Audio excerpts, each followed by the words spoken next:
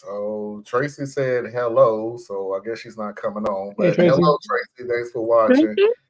I'm gonna go All ahead right. and jump on into it.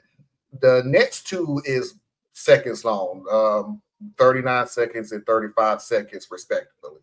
So next what we're gonna get into is housing. The housing system has hurt people of color more than others. People of color are much less likely to own a house and much more likely to spend a higher percentage of their income on rent. They have a harder time getting loans to buy homes. When they do get loans, they tend to pay higher interest rates. The black home ownership rate is 44%. For whites, it's 74%. People of color generally live in smaller homes. They generally live in less safe neighborhoods, strongly related to the fact that these neighborhoods have concentrated poverty. So yeah, and this will be a short one because we talked about it last week about housing and things like that. Unless one, I don't have anything to add to what we said last week. Um, Well, I could throw a few things out there. okay. Things that a lot of times people are not aware of. So, if you think that systemic discrimination is not current to today's world, I need you to look up Wells Fargo settlements. I need you to look up Navy Federal Credit Union settlements just in the last 5 to 10 years. So just look those up and you will find where they have violated the Fair Lending Act with respects to how they were determining who gets loans and who doesn't, and they receive fines in relation to those. So that's so you know it's current.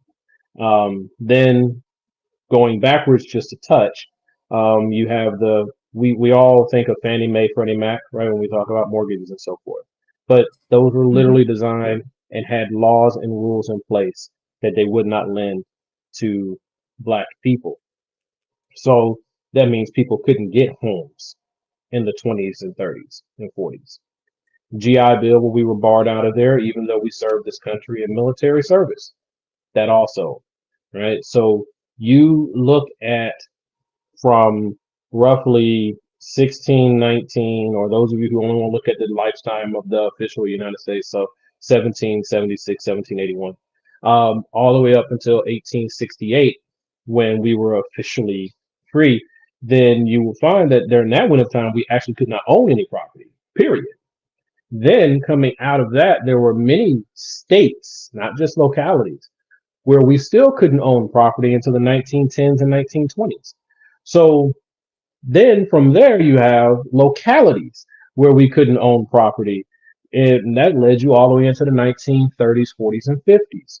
So as far as when people could start buying homes that came from African descent, African American descent, because Africans could come over here sometimes and leap around the line.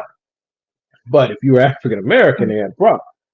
So that's for those of you out there who think that it's, just made up. By all means, please go back and look up FHA, go back and look up fair lending and how that rule even came to be, and look up the things I told you about current lending issues.